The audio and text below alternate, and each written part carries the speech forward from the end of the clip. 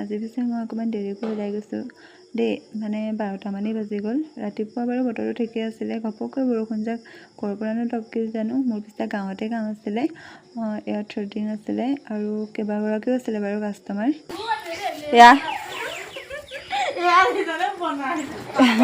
আম বিচাৰি আহিছোঁ,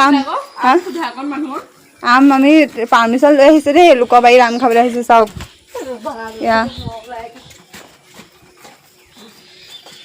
মাই গ'ল, লোকৰ পাছফালে আমি আম বিচাৰি আহিছোঁ গাইছ। দেখিছেনে বাৰু আম পাৰিবলৈ গৈ আমাৰ অৱস্থা কি হৈছে। মানে আম গছ কেইজোপা ইমানেই ওখ আৰু তাতে ডাৰডালো বহুত বেছি দীঘল। আমি কিন্তু 5জনীমান লাগিও পৰা নাই দেই, মানে বহুত চেষ্টা কৰি আছোঁ কিন্তু নোৱাৰিলোগৈ। শেষত 4-5টামান পালোঁ, সেইকেইটাকে বোলো খাওঁগৈ বুলি লৈ আহিছোঁ। মানে এইটো ছিজনৰ আম আমি এইবাৰ খোৱাই নাই, আজিহে খাম বুলি ভাবিলোঁ, কিন্তু সেয়া বহুত কষ্ট হ'ল পৰি ধৰি আজৰি আম পাৰি। আজিলৈ ইমানেই, বাই বাই।